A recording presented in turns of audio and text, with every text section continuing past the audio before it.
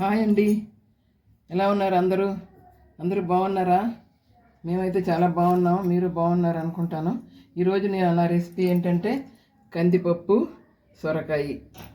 దానికోసం టమాటా తీసుకున్నాను, 2 ఉల్లిపాయలు, 4 పచ్చిమిరపకాయలు, వెల్లుల్లి కచ్చాబెచ్చాగా దంచి పెట్టుకున్నాను, కరివేపాకు, ఎండుమిర్చి, చింతపండు రసం, కొత్తిమీర, ఇంగువ, ఇంకా మిగతా సామాన్లు వేస్తాను, కారం అవిను. స్టవ్ అంటించాను, ఆయిల్ పోస్తాను. కొంచెం ఆయిల్ వేస్తానండి, పప్పు కొంచెం వేయించి ఆ తర్వాత పోపు వేస్తాను. ఇప్పుడు పచ్చివాసన పోవడానికి ఈ పప్పు కొంచెం వేయిస్తాను.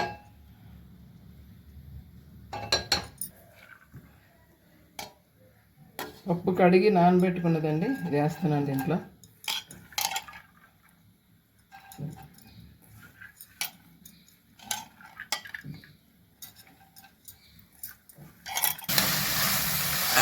కొంచెం వేగిందండి, ఉల్లిపాయ ముక్కలు, పచ్చిమిరపకాయలు వేసేసుకుంటున్నాను. ముక్కలు కట్ చేసి పెట్టుకున్నాను కదా, అవి వేసేస్తున్నాను. కొంచెం బాగా కలిపేసి పెట్టుకున్నాం.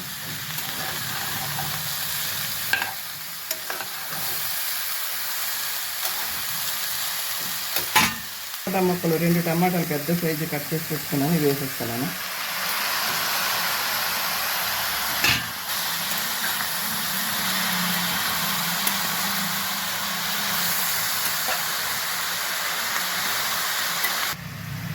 ఇప్పుడు రుచికి సరిపడా ఉప్పు వేస్తున్నాను, కారం వేస్తున్నాను, 2 కారం,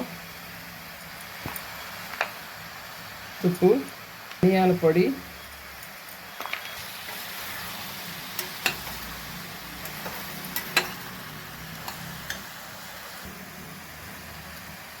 కొద్దిగా కొత్తిమీర వేసేసి ఇంకా వాటర్ పోసేసుకుందాం. పప్పు ఉడకడానికి సరిపడ్డ వాటర్ వేస్తున్నాను.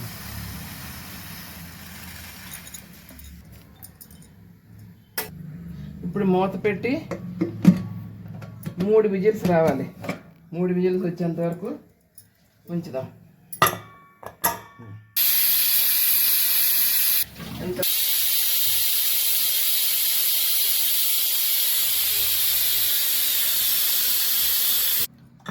ఇప్పుడు మూత తీసి చూద్దామండి పప్పు ఎంతవరకు ఉడికిందో.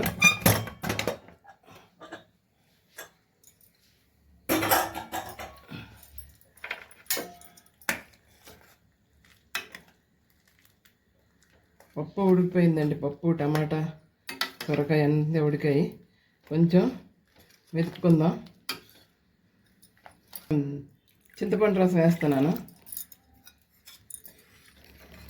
స్టవ్ అంటించి ఒకసారి మరిగించాలి.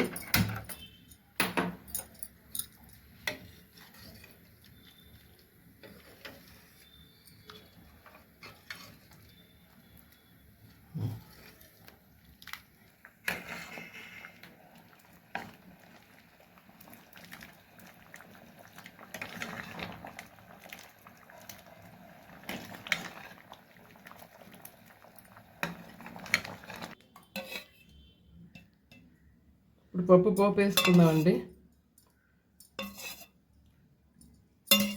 వెల్లుల్లిపాయలు వేసుకుందాం, ఆవాలు వేద్దాం, జీలకర్ర, కొంచెం మినప్పప్పు, ఉల్లిపాయలు, కొద్దిగా ఇంగువ, ఆకు,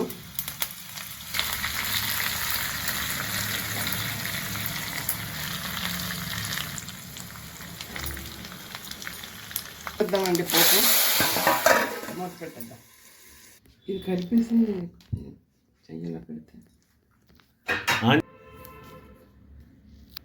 సొరకాయ పప్పు రెడీ అయిపోయిందండి. చూడండి ఎంత బాగుందో. ఈ వేసవికాలంలో ఈ సొరకాయ ఎక్కువ తింటే చాలా మంచిది. అప్పుడప్పుడు చేసుకోండి. నచ్చితే లైక్ చేయండి, షేర్ చేయండి, సబ్స్క్రైబ్ చేయడం మాత్రం మర్చిపోకండి. Thank you, bye.